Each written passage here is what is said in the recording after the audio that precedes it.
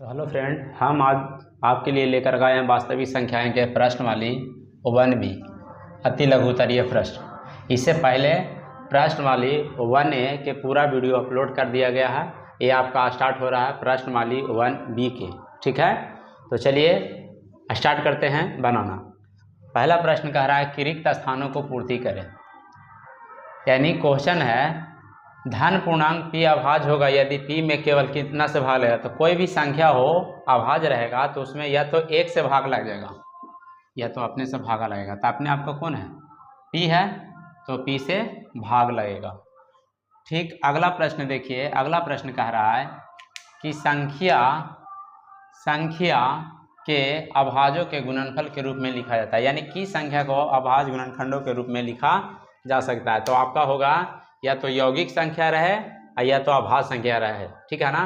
हाँ, यौगिक संख्या लिख देते, यानी यौगिक संख्या को ही अभाज्य गुणनखंड के रूप में लिखा जा सकता है, ठीक है।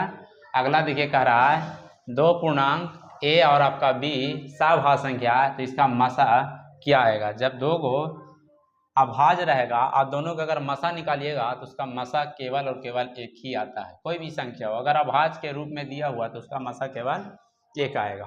उसी तरह से अगला प्रश्न आप देख लीजिए, प्रश्न नंबर 4। तो प्रश्न नंबर 4 कह रहा है कि मसा 48,30 है, तो मसा 30 बराबर क्या होगा? तो 30 बराबर आपका 48 होगा। अगला प्रश्न देखिए, प्रश्न 5 कह रहा है कि मसा a, b और मसा a, b तो क्या आएगा? तो यहाँ पे आपका आएगा a गुने b।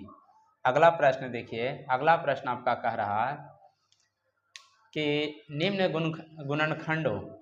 गुणनखंडों में अज्ञात संख्याओं को लिखे। सबसे पहले आपको इसमें a, b और c को मान को बताना है। तो a बराबर आपको निकालना है, तो सारा को लगातार सबको गुना कर दो, यानी 2 गुने 2 गुने 17, 2 गुना 4, 7 8, 17 8 36 से। उसी तरह से अगर आपको b का मान निकालना है तो फिर यहाँ से लगातार गुना कर दीजिए, यानी 2 गुने 2 गुने 17, 2 गुना 4 17 चको 68। सी के अगर मान निकालना है तो 2 गुने 17, 17 दूनी 34, यानी ए बी सी तीनों का मान निकल गया। अब प्रश्न इसी में कह रहा था क्या सबसे ऊपर की संख्या अन्य संख्याओं को बिना ज्ञात किए मालूम किया जा सकती है? एकदम सही, आराम से ज्ञात कर सकते हैं, क्योंकि अगर आपको ऊपर की संख्या को निकालना है तो बिना अन्य संख्याओं को ज्ञात किए हुए भी हम ऊपर की संख्या को निकाल सकते हैं। कैसे?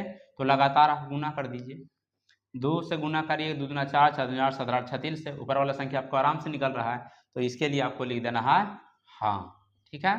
हाँ, क्योंकि अगर आप लगातार अगर गुना करते हैं, जैसे देख लीजिए 2 गुने 2 गुने 2 गुने 17, 17 36 से 136, ये आपका ये ऊपर की संख्या को ज्ञात कर रहे हैं, तो ये यहाँ पर आप लिख सकते हैं हाँ, ठीक है।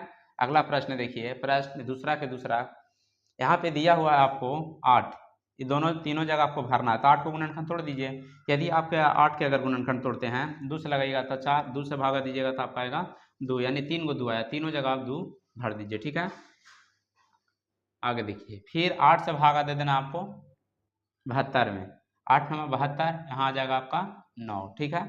फिर 9 को गुणनखंड तोड़ देते हैं, दोनों को डाल दीजिए, 3 से लगेगा 3 आ जाएगा, यानी 2 को 3 आ गया। इस तरह से प्रश्न हल होगा। संख्या 3 कारण निम्नलिखित का अभाज्य गुणनखंड करें। क्या अभाज्य गुणनखंड निकालना बहुत आसान है, आपको बता देते हैं कैसे निकालिएगा। 124 है, इसमें सबसे पहले आप 2 से स्टार्ट करिए, 2 से भाग लगता है तो दीजिए, नहीं लगेगा तो 3 से दीजिए, नहीं लगेगा तो 5 से दीजिए, नहीं लगेगा तो 7 से दीजिए, नहीं लगेगा तो 11 से दीजिए। इस तरह से लगातार दीजिए। इसमें 100 भागा ना देगा कि 2 से देना, क्योंकि जब 100 भागा देंगे तो ऐसा नहीं आएगा, इसलिए आप 100 भागा दे नहीं सकते। जब भी दीजिएगा तो 2 से, जब 2 से भागा देंगे तो आपका आ जाएगा 62, ठीक है।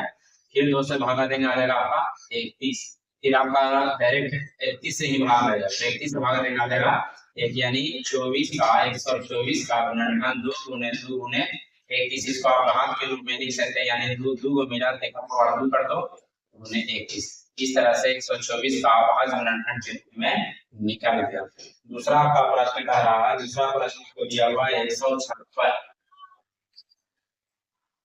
इसका अभाज्य गुणनखंड निकालते हैं। इसको भी वही सेम करना है, 2 से भाग लगता है तो दीजिए, 2 से भाग देंगे लग जाएगा, ये आपका लग जाएगा 7 को 14 8 16 18 आ जाएगा। 2 से भाग देंगे 39 है, 3 से भाग देंगे 13 आ जाएगा, और फिर आपका डायरेक्ट 13 से ही भाग इसमें लगेगा। 13 से भाग देंगे तो 1 आ जाएगा, यानी 156 का गुणनखंड 2 गुने 2 गुने 3 गुने 13।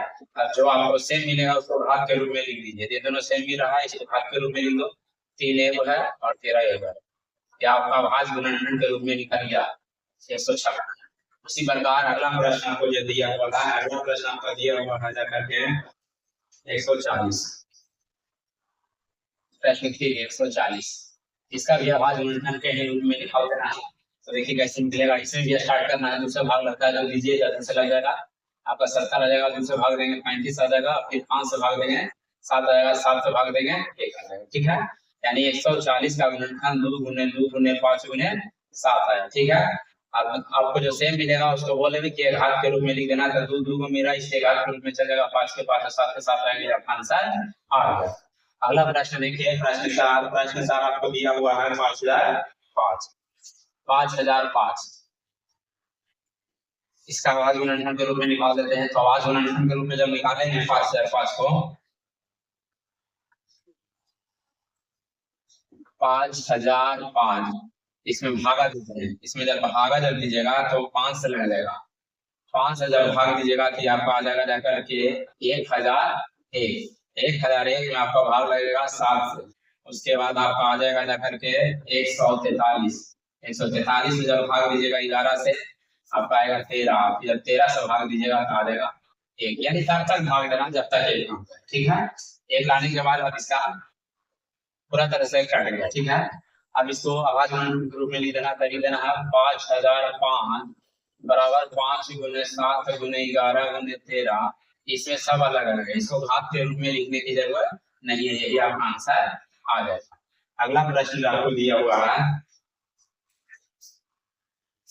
32,760, अच्छा प्रश्न 32,760, ठीक है। इसका वैल्यू करते हैं 32,760, चलिए दूसरा भाग लग जाएगा, इसमें जब भाग दे देंगे तो आ जाएगा आपका 16,380, फिर दूसरा भाग देंगे लग जाएगा, इसमें आ जाएगा 8,190, इसमें जब भाग देंगे आ जाएगा 4,095, इसमें भाग जब देंगे तो आपका इसमें भाग जाके आपको लग जाएगा 3 से, यानी 4,095 में जब 3 से भाग लग जाएगा आ जाएगा 1365, फिर इसमें आपका 3 से ही भाग लगेगा 1365 में, तो आपका यह आ जाएगा जाके 455 में अब आपको 5 से भाग लगेगा, जब 5 से जब भाग लगेगा आ जाएगा 91, फिर उसके बाद आप भाग दे दीजिए 7 से आ जाएगा 13, फिर उसके बाद 13 में भागा दीजिए 13 से आ जाएगा 1। अब इसको लिख देते हैं आवाज गुणनखंड के रूप में 32,760, यानी इसका आया 3 को 2 आया लगातार 2 गुने 2 गुने 2, उसके बाद 3 है 2 को 3 गुने 3 कर दीजिए, उसके बाद आपका 5 है 7 है और 13 है, जो सेम मिलेगा उसको घात के रूप में लिख दीजिए, ये तीनों सेम मिल रहा है इसलिए 2 के पावर आपका आ जाएगा 3, ये दोनों सेम मिल रहा है 3 की पावर 2, 5 गुने 7 गुने 13, क्योंकि ये सब सेम नहीं मिल रहा, अलग अलग सब संख्या है, इसको आप घात के रूप में नहीं लिख सकते, अलग अलग ही लिखना है, इसलिए आपका आंसर आ गया।